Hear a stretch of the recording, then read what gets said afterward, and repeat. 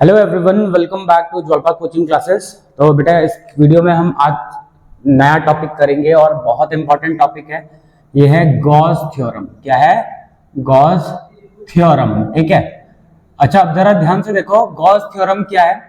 देखो, Gauss theorem हम use करते हैं इलेक्ट्रिक फील्ड फाइंड करने के लिए। क्या? इलेक्ट्रिक फील्ड फाइंड करने के लिए या फिर इलेक्ट्रोस्टैटिक फोर्स फाइंड करने के लिए हम गॉस थ्योरम यूज करते हैं। अच्छा, अगर हम इसे इलेक्ट्रिक फील्ड फाइंड करने के लिए यूज कर रहे हैं तो भैया इसी तरीके का हमने इलेक्ट्रिक फील्ड फाइंड करने के लिए इससे पहले वाले वीडियोस में भी एक लॉ पढ़ा था जिसको कहा था हमने कूलम्ब्स लॉ।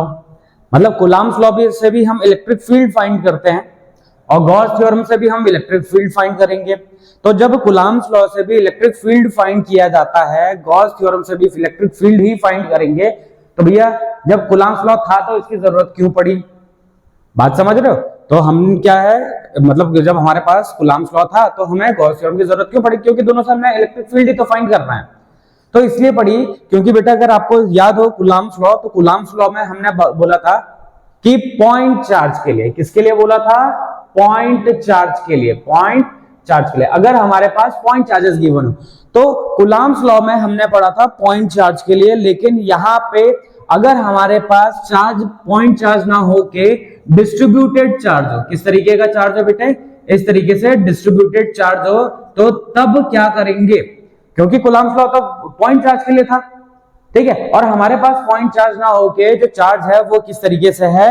डिस्ट्रीब्यूटेड चार्ज है। तो तब क्या करेंगे? तो वहां पे तो कूलम्ब्स लॉ अप्लाई करना थोड़ा सा मुश्किल हो जाता है। तब हम क्या करेंगे? तब हम यूज करते हैं गॉस थ्योरम। ठीक है। तो कोई आपसे पूछेगा भैया बताओ कि गॉस थ्योरम से क्या करेंगे हम?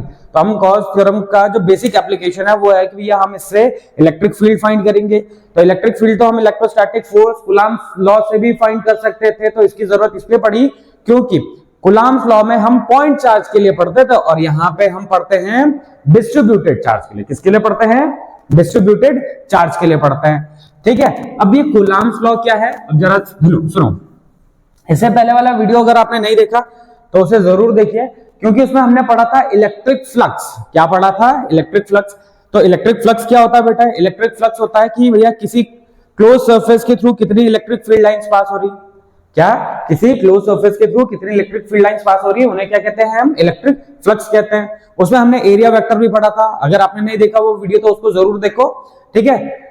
तो गॉस थ्योरम क्या कहता है? गॉस थ्योरम कहता है it states that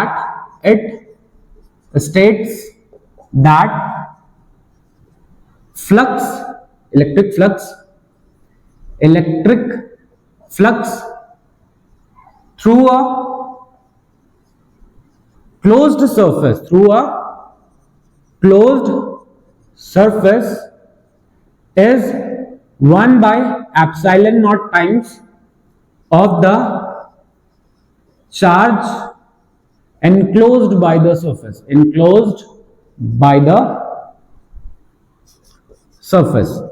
क्या कहता है गॉस थ्योरम? गॉस थ्योरम कहता है कि भैया अगर हमें इलेक्ट्रिक फ्लक्स फाइंड करना है, क्या फाइंड करना है?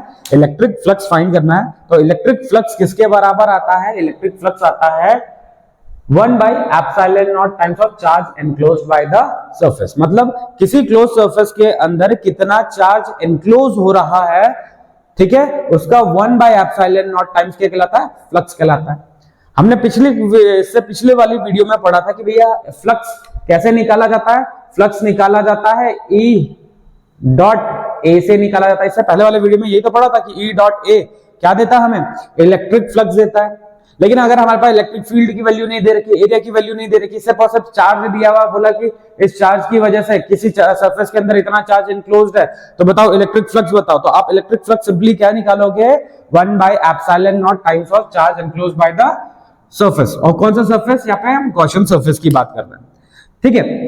तो जो गॉस थ्योरम का एक्सप्रेशन होता है, मैथमेटिकल एक्सप्रेशन होता है, वो होता है मैथमेटिकल एक्सप्रेशन होता है, वो होता है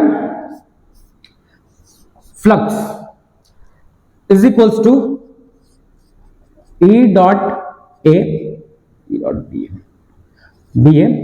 is equals to charge enclosed by the surface.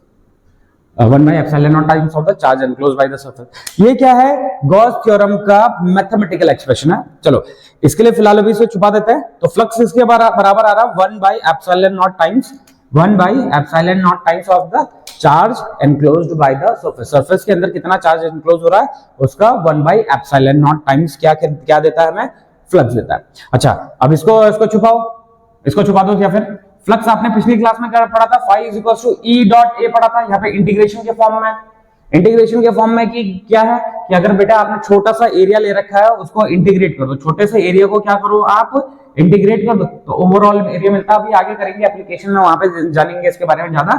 ठीक है, तो फिलहाल के लिए आप इसे मानो E डॉट A, पिछली क्लास में पढ़ा था E डॉट A फ्लक्स देता है, Q बाई एप्सिलॉन नॉट ये भी क्या देता है, फ्लक्स देता है। ये दोनों के दोनों चीजें क्या दे रही हैं बेटे, फ्लक्स दे रही है।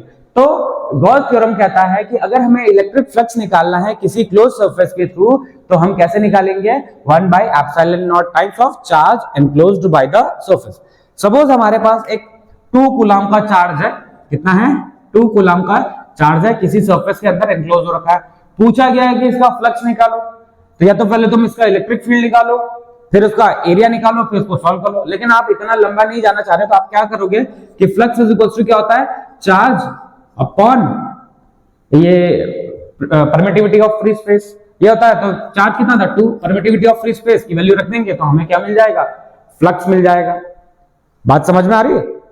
ठीक है, तो पिछली क्लास में हमने इलेक्ट्रिक फ्लक्स पढ़ा था और फ्लक्स कह रहा था कि ये किसी क्लोज सरफेस किसी क्लोज सरफेस से कितनी इलेक्ट्रिक फील्ड लाइंस जा रही है, तो इससे कितनी इलेक्ट्रिक फील्ड लाइंस जाएंगी, इतनी इलेक्ट्रिक फील्ड लाइंस जाएंगी। ये क्या है, इस सरफेस के अंदर जितना भी चार्ज एनक्लोज हो रहा होगा वो यहां पे रखना है। ध्यान रखना, गॉस थ्योरम हम क्लोज सरफेस के लिए ले लेते हैं। अगर ओपन सरफेस है कहीं पे दे रखा तो हमें उसको पहले क्या करना पड़ेगा, क्लोज सरफेस बनाना पड़ेगा, तभी जाके हम गॉस थ्योरम अप्लाई कर पाएंगे। ठीक है, तो ये था गॉस थ्योरम और उसका एक्सप्रेशन। अब इसको प्रूव करते हैं, क्या करते हैं, प्रूव करते हैं, गॉस थ्योरम को प्रूव करते हैं। क्या सही बात है कि नहीं, इतना होता है कि नहीं होता, चलो देखते हैं। ठीक है, proof of Gauss theorem, proof of Gauss theorem, Gauss theorem. ठीक है, गॉस थ्योरम का प्रूफ।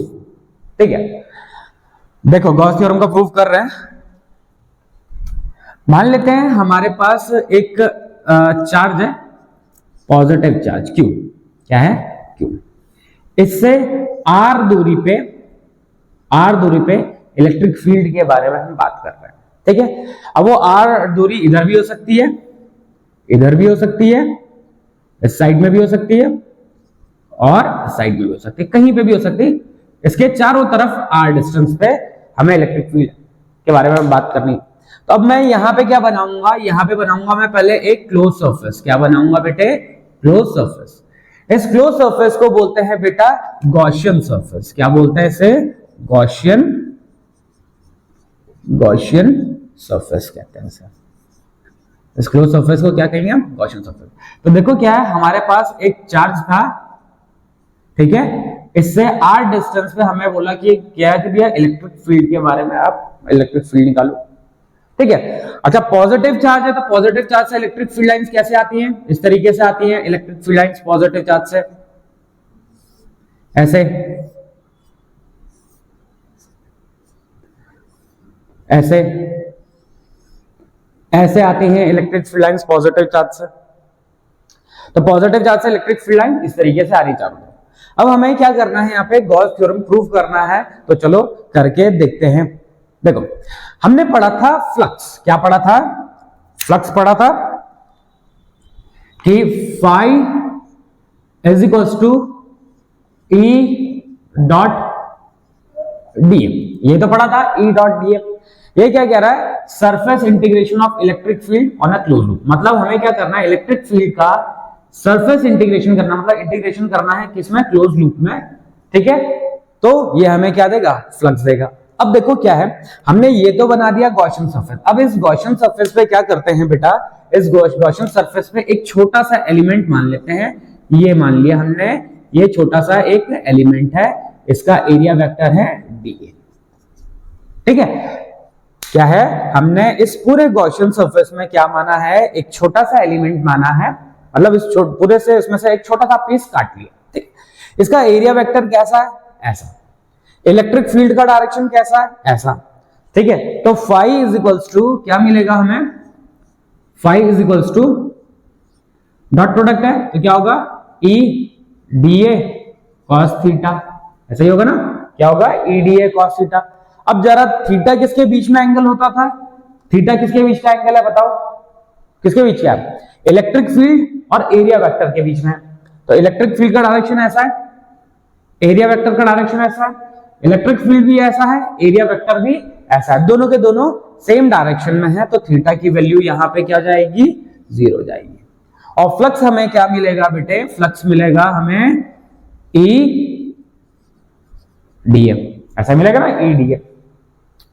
तो अब हमें क्या करना है, इंटीग्रेट करना है किसको, इलेक्ट्रिक फील्ड को, और ना क्लोज लूप में उसे या क्लोज सरफेस में उसे हमें क्या करना है, इंटीग्रेट करना है क्लोज सरफेस में, ठीक है।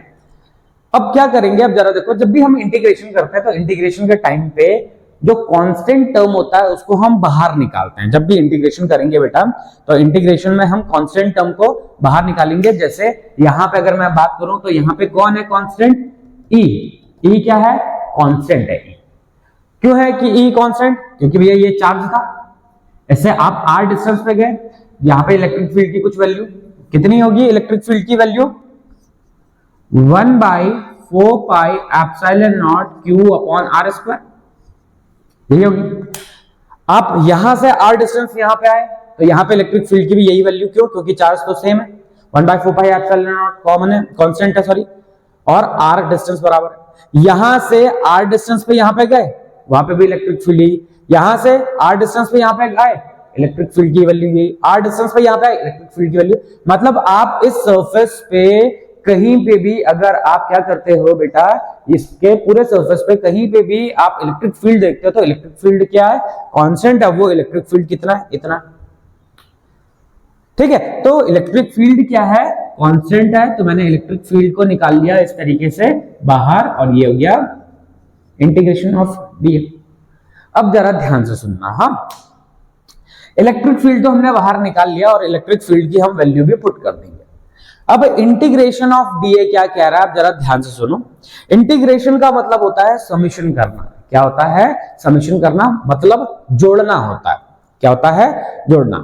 अब जैसे अगर मैं मान लूं कि मेरे पास एक ये फुटबॉल है, मान लेते हैं ये मेरे पास एक क्या है, फुटबॉल है। फुटबॉल में इस तरीके से क्या होता है, इस तरीके से कुछ हेक्सागन्स बने रहते हैं, कुछ पेंटागन्स बने रहते हैं, ऐसे करके, ऐसे, ये इस तरीके से कुछ बने रहते हैं ना, ऐसे ऐसे इस तरीके से बने रहता है। अभी पूछा जाएगा भैया कि इसका पूरा सरफेस एरिया निकालो। यहाँ पे जो ये हमने ये ब्लू सा बना रखा है, ये सर्कल नहीं है बेटा, ये क्या है, स्फीयर है। क्यों है स्फीयर, क्योंकि हमें इस चार्ज को चारों तरफ से इनक्लोज करना था। तो अगर ऐसे बनाते तो ये तो खाली 2D फिगर हो जाता, जो कि क्या है, सर्कल है। लेकिन हमें क्या बनाना है, इसको पूरी चारों तरफ से क्या करना है, इसे हमें कवर करना है। तो हमने क्या किया, इसके चारों तरफ स्फीयर है। तो ये ध्यान रखना, ये जो गॉसियन सरफेस है यहाँ पे कैसा है बेटा, स्फेरिकल है, ठीक है। तो अब जैसे ये स्पेरिकल बॉल थी, जैसे फुटबॉल है, ठीक है। अभी मुझे इसका पूरा एरिया निकालना है, तो क्या होगा, मैं एक इसका एरिया निकाल लेता हूं, फिर दूसरा इसका एरिया निकाल लेता हूं, फिर तीसरा इसका एरिया निकाल लेता हूं, फिर चौथा इसका एरिया निकाल लेता हूं। इसी तरीके से मैं सारे छोटे छोटे एरियाज निकाल लूंगा, उसको जोड़ दूंगा। बात समझ में आ रही, क्या है, इतने छोटे छोटे जो एरियाज हैं, इनको हम, इन एरियाज की वैल्यू को निकालेंगे और फिर इन्हें हम जोड़ देंगे, तो हमें इसका पूरा सरफेस एरिया मिल जाएगा, ठीक है। अब इतना फुर्सत में तो बैठे नहीं कि भैया कि आप इनका सबके अलग अलग एरियाज निकालते बैठो, क्योंकि यहाँ पे जो मैंने इस वाले पार्ट में जो मैंने एलिमेंट माना वो बहुत छोटा एलिमेंट है। यहाँ पे बहुत सारे छोटे छोटे एलिमेंट्स माने जा सकते हैं। किसी ने कहा कि सर आपने तो यहाँ पे मान रखा था एलिमेंट, मैं तो यहाँ पे मानना चाह रहा हूँ एलिमेंट। हमने कहा कि भैया मान लो आप यहाँ पे अगर एलिमेंट मानना चाह रहे हो। किसी ने कहा कि सर हम यहाँ पे एलिमेंट मानना चाह रहे हैं, हमने कहा यहाँ पे मानना। किसी ने कहा कि सर हम एलिमेंट यहाँ पे मानना चाह रहे हो, हमने कहा मान लो, जहाँ पे तुम्हारी मर्जी आ रही है वहां पे एलिमेंट मान लो, जिस जगह पे तुम्हें एलिमेंट मानना है वहां पे मान लो। लेकिन जब हम इंटीग्रेट करेंगे ना बेटे, तो जितने भी एलिमेंट्स होंगे, सारे के सारे जो एलिमेंट्स होंगे, उनका एरिया हमें क्या करना पड़ेगा, टोटल करना पड़ेगा, जोड़ना पड़ेगा। ठीक है, तो जोड़ने से अच्छा हम क्या करते हैं, इंटीग्रेट करते हैं। तो ये समझ में आपको आना चाहिए कि इंटीग्रेशन में हम क्या करेंगे, इंटीग्रेशन में जितना भी ये सारे के सारे एरियाज हैं, जो भी ये सारे के सारे छोटे छोटे एरियाज हैं, जब हम इनको जोड़ेंगे तो फाइनली हमें क्या मिलेगा, इस पूरे स्फीयर का सरफेस एरिया मिलेगा। तो जैसे यहां पे मैं कह रहा था कि जैसे इन छोटे छोटे एरियाज को जब हमने जोड़ा, सबको ऐड किया, तो हमें क्या मिल रहा था, इस पूरे फुटबॉल का सरफेस एरिया मिल रहा था। तो इसी तरीके से जब ये छोटे छोटे एरियाज को हम जोड़ेंगे, मतलब इंटीग्रेट करेंगे, तो हमें क्या मिलेगा, इस स्फीयर का पूरे का सरफेस एरिया मिलेगा। स्फीयर का सरफेस एरिया कितना होता है बेटे, 4 पाई आर स्क्वायर। तो फाई इज इक्वल्स टू क्या मिलेगा हमें, E into 4 pi R square. Electric field की वैल्यू भैया हमें पता है कितना है, इलेक्ट्रिक फील्ड की value 1 by 4 pi epsilon naught Q upon R square, यही होता है। रख देते हैं 1 by 4 pi epsilon naught Q upon R square into 4 pi R square. देखो 4 पाई से 4 पाई कैंसिल, आर स्क्वायर से आर स्क्वायर कैंसिल, और फाई की वैल्यू क्या हो जाएगी, क्यू अपॉन एप्सिलॉन नॉट। ये क्या है, यही तो गॉस थ्योरम है। ये क्या हो गया, गॉस थ्योरम हो गया प्रूव। गॉस थ्योरम क्या कहता है भैया, अगर आप फ्लक्स निकालना चाह रहे हो तो फ्लक्स किसके बराबर आएगा, 1 by epsilon not times of charge enclosed by the surface, charge enclosed by the close surface.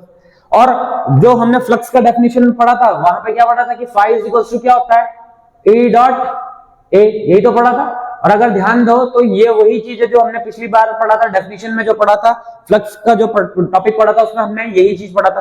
तो देखो हमने इससे ये चीज क्या कर लिया, प्रूव कर लिया। तो गॉस थ्योरम कह रहा है कि भैया अगर आपको फ्लक्स निकालना है, इलेक्ट्रिक फ्लक्स किसी क्लोज सरफेस के थ्रू, तो आप कैसे निकालोगे, 1 by epsilon not times of charge enclosed by the close surface.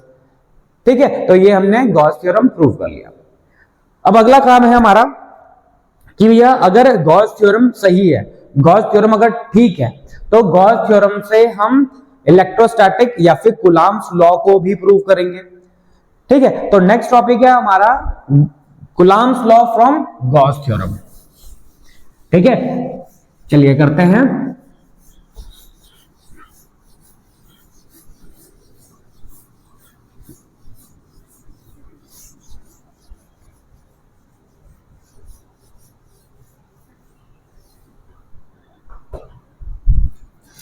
तो टॉपिक है हमारा Coulomb's law, law from Gauss theorem.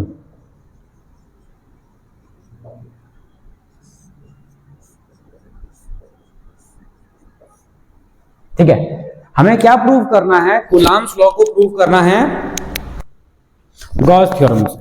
ठीक है, तो चलिए करते हैं कूलॉम्स लॉ को प्रूव गॉस थ्योरम से। चलिए देखो, मान लेते हैं हमारे पास क्या है, एक चार्ज है। ठीक है, एक चार्ज, कुछ दूरी पे एक पॉइंट है, यहाँ पे एक दूसरा चार्ज रखा हुआ, मान लेते हैं Q0 या Q1 Q2 कुछ भी मान लो। ठीक है, हमें इनके बीच में फोर्स निकालना है। क्या निकालना है, इनके बीच में हमें फोर्स निकालना है, जो कि कूलॉम्स लॉ होगा। तो कैसे निकालेंगे, जरा ध्यान से देखेंगे। देखो, पहले मैं इस पॉइंट पे इलेक्ट्रिक फील्ड निकाल लेता हूं, चार्ज से मल्टीप्लाई करूंगा, फोर्स मिल जाएगा। ये तो होता है ना कि force is equals to charge into electric field. Electric field निकाल लेता हूं, चार्ज से मल्टीप्लाई करूंगा, फोर्स मिल जाएगा। ठीक है, चलो अब देखो क्या है, जब कभी भी हम गॉस थ्योरम अप्लाई करेंगे, तो गॉस थ्योरम अप्लाई करने के टाइम पे पहले हम क्या क्या चीजें करने वाले हैं कि पहले आप चार्ज से ये देखो कि कितनी दूरी पे आपको इलेक्ट्रिक फील्ड निकालना है। तो मैंने कहा कि भैया आर डिस्टेंस पे हमें इलेक्ट्रिक फील्ड निकालना है। ठीक है, अब यहां पे बनाया जाता है गॉसियन सरफेस। क्या बनाया जाता है बेटे, गॉसियन सरफेस। तो मैं यहां पे बना देता हूं गॉसियन सरफेस, ये हमने बना दिया गॉसियन सरफेस। ये गॉसियन सरफेस कैसा है बेटा, ये गॉसियन सरफेस इस तरीके से है कि जो ये पूरे चार्ज को इनक्लोज कर दे। ठीक है, अब देखो क्या है, अभी ये गॉसियन सरफेस है, इसमें एक इसका इलेक्ट्रिक फील्ड देख लेते हैं। तो इलेक्ट्रिक फील्ड ऐसा होता है, ये ऐसा इलेक्ट्रिक फील्ड, पॉजिटिव चार्ज का जैसे इलेक्ट्रिक फील्ड ऐसे ही तो आता है, ये पॉजिटिव चार्ज का जैसे ऐसा इलेक्ट्रिक फील्ड हो गया। ठीक है, अब जो ये गॉसियन सरफेस है इस पे हम एक छोटा सा एलिमेंट मान लेते हैं। क्या मानेंगे? छोटा सा एलिमेंट। इसका एरिया वेक्टर है ये क्या है? इसका एरिया वेक्टर है, इलेक्ट्रिक फील्ड लाइन। ठीक है, अब जरा देखो यहां पे फ्लक्स क्या है? Flux is equals to E dot D A, ये था ना E dot D A. Solve करो तो phi is equals to E D A cos theta. Theta की वैल्यू क्या है? इलेक्ट्रिक फील्ड और एरिया वेक्टर के बीच में एंगल कितना है? 0 डिग्री है। तो flux is equals to E D A cos theta की वैल्यू, कॉस 0 की वैल्यू कितनी हो जाती है? 1 हो जाती है, तो ई डी ए। ठीक है, अब देखो ये चार्ज है, इसके चारों तरफ जो इलेक्ट्रिक फील्ड होगा वो क्या होगा? वो बराबर होगा। तो बराबर होगा तो जब हम इंटीग्रेशन करेंगे तो इंटीग्रेशन के टाइम पे हम क्या करेंगे? ई की वैल्यू को हम बाहर निकाल लेंगे और ये अंदर क्या हो जाएगा? डी। अच्छा देखो जरा ध्यान से सुनो, इससे पहले जो डेरिवेशन हमने किया, जब हमने गॉस थ्योरम को प्रूव किया तो उसमें भी कुछ ऐसा ही कर रहे थे, लगभग ऐसा ही कर रहे थे। तो ध्यान देना वो और ये अलग है। क्यों है अलग? क्योंकि वहां पे हमने ई की वैल्यू को रख दिया था। हमें पता कि पॉइंट चार्ज की वजह से electric field 1/4 pi epsilon naught q by r square होता है, लेकिन यहां पे हमें ई की ही वैल्यू निकालनी है। वहां पे तो हमने क्या कहा कि भैया इलेक्ट्रिक फील्ड की वैल्यू हमें पता है, लेकिन यहां पे हमें इलेक्ट्रिक फील्ड की वैल्यू पता नहीं है, हमें यहाँ पे इलेक्ट्रिक फील्ड की ही वैल्यू निकालनी है। समझ में आ रहा है? तो दोनों सेम नहीं है। वहां पे तो हमने गॉस थ्योरम को प्रूव किया था, लेकिन यहाँ पे हम क्या प्रूव कर रहे हैं? यहाँ पे हम गॉस थ्योरम का यूज करके कूलम्ब्स लॉ को निकाल रहे हैं, तभी निकालते हैं। चल ठीक है, तो इलेक्ट्रिक फील्ड निकालेंगे। अच्छा ये कांस्टेंट है, इंटीग्रेशन करेंगे तो ई ऐसा। तो जैसे पहले वाले में हमने समझा था, जब ये फुटबॉल बनाया था, क्या बताया था कि इंटीग्रेशन का मतलब क्या होता है? छोटे छोटे एरियाज को ऐड कर देना। तो यहां पे भी क्या होगा कि जो ये छोटे छोटे एलिमेंट्स जो हमने माने हुए हैं, जो ये छोटे छोटे से एलिमेंट्स हैं, इन सब का क्या कर देना है? इन सब का टोटल कर देना है, इंटीग्रेट कर देना। इंटीग्रेशन का मतलब होता है, क्योंकि इंटीग्रेशन का मतलब होता है कि इन सब का जो छोटे छोटे एलिमेंट्स है इनका टोटल कर दो। ठीक है, तो इनका टोटल करेंगे तो हमें क्या मिलेगा? इस स्फीयर का सरफेस एरिया मिलेगा। इस स्फीयर का सरफेस एरिया कितना हो जाएगा? 4 पाई आर स्क्वायर। ठीक है, फ्लक्स क्या मिला आपको? E into 4 pi R square. ये हमारी फर्स्ट इक्वेशन हो गई। इसको हम क्या कह रहे हैं? First equation. ठीक है, E into 4 pi R square. अब गॉस थ्योरम क्या कहता है? By Gauss theorem, by Gauss theorem. Gauss theorem कहता है भैया फ्लक्स किसके बराबर आता है? Q बाई एप्सिलॉन नॉट के बराबर आता है। हमने गॉस थ्योरम से तो यही पढ़ा, ये वाला चीज तो हमने फ्लक्स की डेफिनेशन से पढ़ाया। फ्लक्स क्या पढ़ा था आपने? ई डॉट ए पढ़ा था। ई डॉट ए का ही तो यूज करते हुए हम आगे बढ़ते चले हैं। लेकिन गॉस थ्योरम कहता है कि फ्लक्स क्या होता है? Q बाई एप्सिलॉन नॉट के बराबर आता है। क्यों क्या होता है कि गॉसियन सरफेस, ये क्या चीज है बेटा? ये गॉसियन सरफेस है। क्या ये गॉसियन सरफेस? क्यों कहता है कि गॉसियन सरफेस के अंदर कितना चार्ज इनक्लोज कर रखा है, कितने चार्ज को बिठा रखा है? तो कितने चार्ज को बिठाया हुआ हमने? क्यू को बिठाया हुआ। तो फ्लक्स ये हो गया। ये सेकंड इक्वेशन हो गई। फर्स्ट इक्वेशन फ्लक्स को बता रही है, सेकंड इक्वेशन फ्लक्स को बता रही है। ये फ्लक्स को इलेक्ट्रिक फील्ड और एरिया के टर्म्स में बता रही है, ये किसके टर्म्स में बता रही है? चार्ज और परमिटिविटी ऑफ फ्री स्पेस के टर्म्स में बता रही। तो ये भी फ्लक्स है, ये भी फ्लक्स है। तो हम इन दोनों इक्वेशंस को क्या कर देते हैं बेटे? इक्वल रख देते हैं, क्योंकि दोनों के दोनों क्या है? सेम टर्म्स है। ठीक है, तो हम क्या करेंगे? इक्वेशन 1 को इक्वेशन 2 के बराबर रख देंगे। क्यों रखेंगे? क्योंकि दोनों के दोनों सेम चीज को बता रहे हैं, इसीलिए हम इन दोनों को क्या कर रहे हैं? बराबर रख देते हैं। तो हमने बराबर रख दिया। ठीक है, अब आगे सुनो, ये दोनों चीज बराबर हो गई तो हमने E into 4 pi R square is equal to Q upon epsilon naught. E की वैल्यू निकालो तो E की वैल्यू क्या हो जाएगा? ये पूरा का पूरा टर्म दूसरी साइड में चला जाएगा, तो Q upon 4 pi R square epsilon naught. थोड़ा सा रीअरेंज करते हैं तो E की वैल्यू क्या हो जाएगी? Q upon 4 pi epsilon naught R square. क्या आपने पॉइंट चार्ज की वजह से इलेक्ट्रिक फील्ड इतना ही पढ़ा था? हाँ जी पढ़ा था, इतना ही पढ़ा था हमने। पॉइंट चार्ज की वजह से इलेक्ट्रिक फील्ड इतना ही तो पढ़ा था। और इससे पहले वाले में भी देखो मैंने यही यूज किया था, वहां पे यूज किया था, यहाँ पे हमने इसको फाइंड किया है।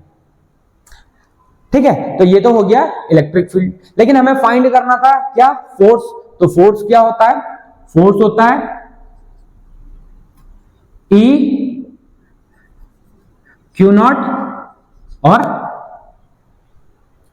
सॉरी ये क्या लिख दिया, Q नॉट E कितना है ये रख देते हैं। तो F is equals to 1/4 pi epsilon naught Q naught Q upon R square. ये मिल गया, यहां पे लिख देता हूं मैं, F is equals to 1/4 pi epsilon naught Q naught upon R square. ये हमें मिल गया क्या, ये कूलम्ब्स लॉ है।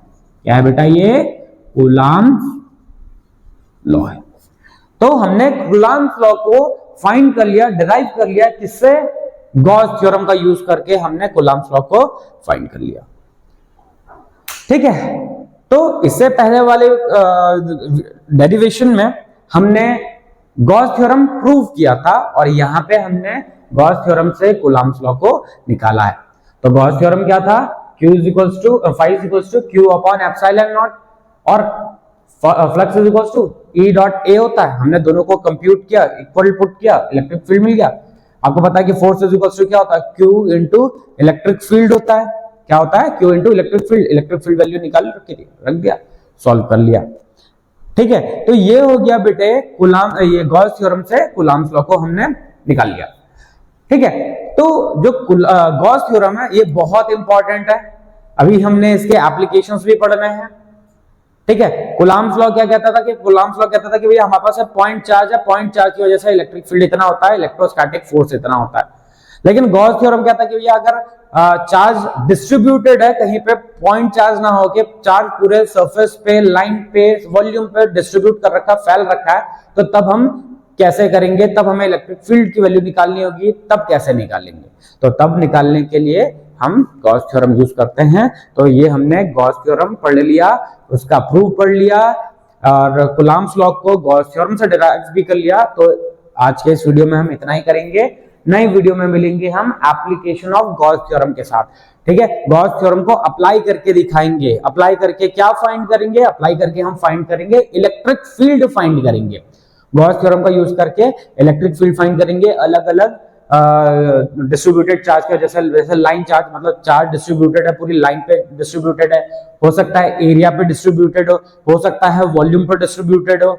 ठीक है, तो उसके लिए हमें एक और टर्म पढ़ना जरूरी है, वो है लीनियर, ये surface charge density, linear charge density, जिसे हमने यूनिफॉर्म ये पढ़ा था, चार्ज डिस्ट्रीब्यूशन पढ़ा था, यूनिफॉर्म चार्ज डिस्ट्रीब्यूशन। तो इससे पहले वाले वीडियो में आपको यूनिफॉर्म चार्ज डिस्ट्रीब्यूशन भी पढ़ा रखा है। तो आगे बढ़ने से पहले, इसके आगे वाले टॉपिक्स पढ़ने से पहले उस पीछे वाले वीडियो को जरूर देखिएगा। ठीक है, तो बच्चों आज के लिए इतना ही करेंगे। नई वीडियो में मिलेंगे इसके आगे के टॉपिक के साथ। Okay students, bye bye.